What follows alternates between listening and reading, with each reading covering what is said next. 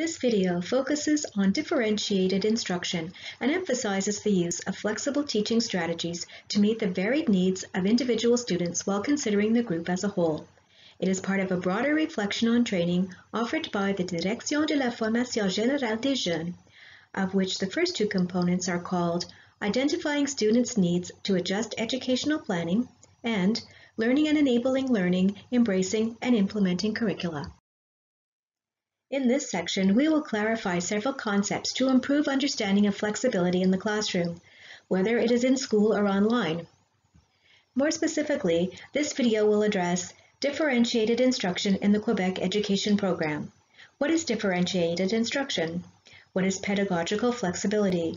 The four elements of differentiated instruction, and planning differentiated instruction.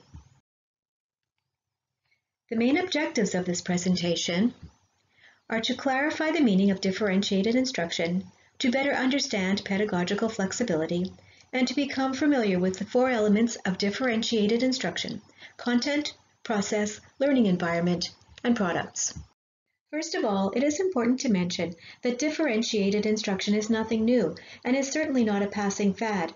Research into its usefulness is ongoing, including its indispensability in meeting the varied needs of students. Some authors, such as Philippe Perrineau, even go so far as to say that differentiated instruction is indispensable for students who learn quickly to ensure that their academic motivation does not decline. Differentiation is therefore not only useful for students who are experiencing certain difficulties, but rather it is an effective tool for responding to the diversity of students in a group. In the current version of the Québec Education Program, differentiation is emphasized from the outset. It's first mentioned on page 4 of the preschool and elementary program, where it states, "In this perspective, learnings have to be differentiated in order to meet individual educational requirements." In other words, the QEP already emphasizes the need to consider all students, regardless of their learning styles or prior learning. The mathematics program states that the teacher uses pedagogical differentiation in order to help individual students develop their potential as much as possible.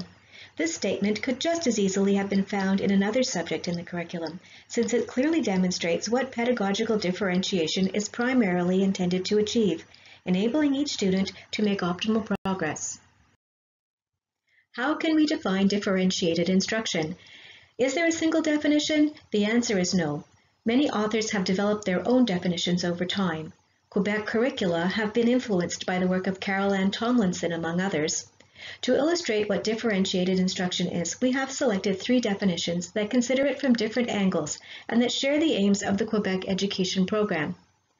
First, the Conseil supérieur de l'éducation describes differentiated instruction as an approach that implements a diversified set of teaching and learning methods to enable students of different ages, origins, aptitudes, and skills to achieve common objectives and ultimately educational success through different paths. This requires considering the diverse needs of students. A definition by Caroline Tomlinson emphasizes the importance of pedagogical flexibility. Differentiation is an organized yet flexible way of proactively adjusting teaching and learning to meet kids where they are and help them to achieve maximum growth as learners.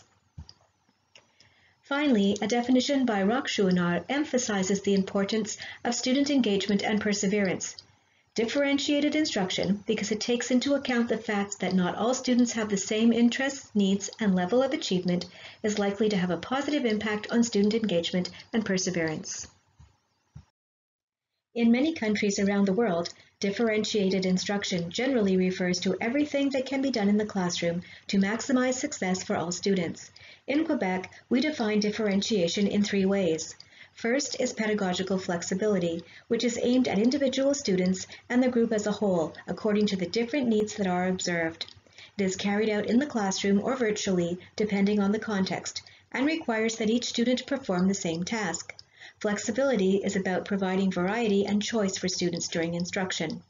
When differentiation is implemented in the curricula, it becomes a question of pedagogical flexibility.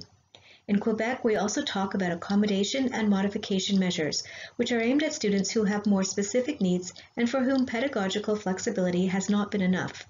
The first form of differentiated instruction, pedagogical flexibility, is the focus of this video. teachers are in the best position to plan the flexibility they implement with their students. Let's look at what can be differentiated in class. To do so, we'll draw on Tomlinson's work on differentiated instruction across different curricula. Tomlinson highlights 4 elements that can be differentiated: content, process, learning environment, and products. Content relates to the key features of the competencies to be developed according to the Québec Education Program, and to the knowledge and skills to be acquired according to the progressions of learning in the various disciplines. Essentially, we are talking about focuses of learning. Of course, it is not a matter of selecting different content for each student. Instead, it is more a matter of not necessarily teaching the same content to all students at the same time.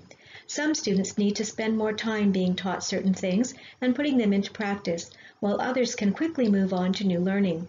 In the face of this heterogeneity, why not offer students a range of choices? For example, in a workshop, allow students to choose the task they wish to start with. Process applies to both teachers and students.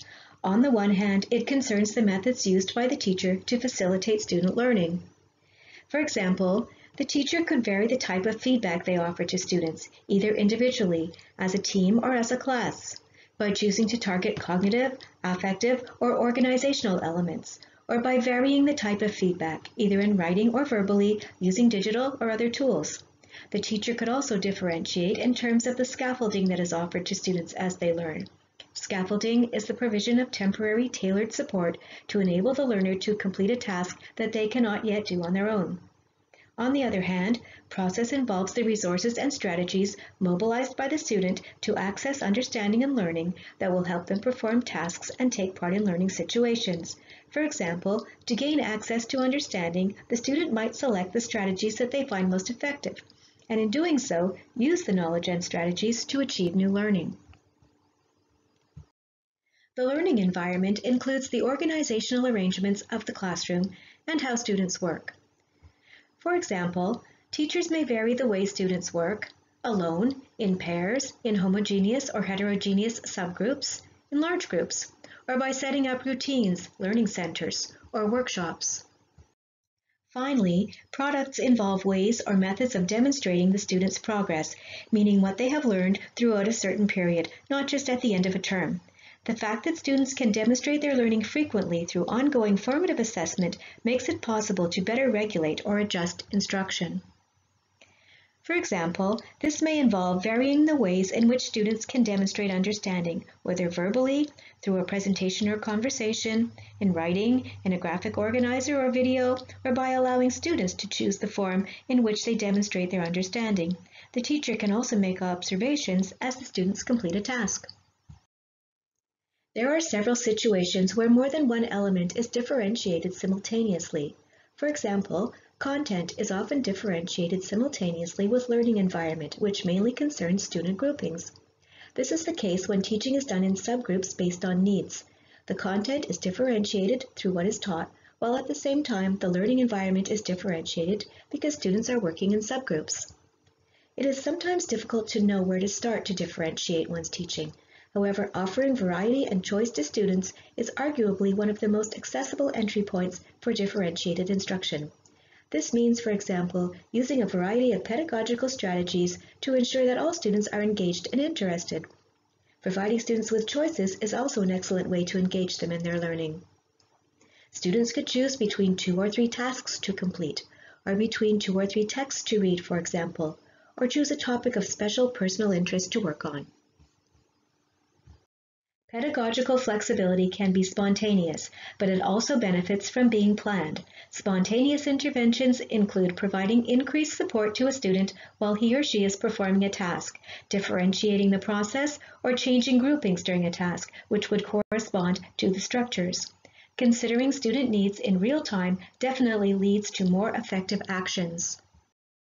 As for planned differentiated instruction, the starting point is a targeted learning goal. For example, constructing the meaning of concepts, which means, among other things, planning how a concept will be taught. Will visual aids be used? Will students be able to use reference materials? This means differentiating process and content simultaneously. developing competencies and their key features, which means, among other things, thinking about different ways of approaching different content so that students become competent. And developing cognitive and metacognitive strategies, which means, among other things, teaching students strategies and when to use them. These are the processes that students engage in. To optimize differentiation, it can be planned through a learning situation. This planning can relate to what happens before, during, and after targeted learning. The teacher must therefore anticipate the needs and difficulties of their students and the various obstacles they will face. By reactivating students' knowledge and preparing them well, they ensure that the students are given the tools they need to achieve targeted learning. During the learning situation, the teacher's role is to support the students, adjust the focus as needed, and adjust learning by giving students effective feedback. Finally, by planning different situations where students can practice, teachers ensure that the learning achieved during the situation is consolidated. The regulation provided at this stage will subsequently promote transfer of learning in various situations. In conclusion, let's review some of the key elements covered in this video. First of all, differentiated instruction, as defined in the curriculum, falls under what is called pedagogical flexibility in Quebec. These are various ways of varying and offering choices related to the 4 elements of differentiation as defined by Tomlinson. Next, differentiated instruction is prescribed in the Québec Education Program and is set out in several programs of study. It is up to teachers and other school stakeholders to plan it according to their learning goals. Additionally, 4 elements of classroom instruction can be differentiated: content, process, learning environment, and products. Remember that it is not uncommon that in differentiating one element, another is differentiated simultaneously. Finally, differentiated instruction can be spontaneous or planned, depending on the needs of the students.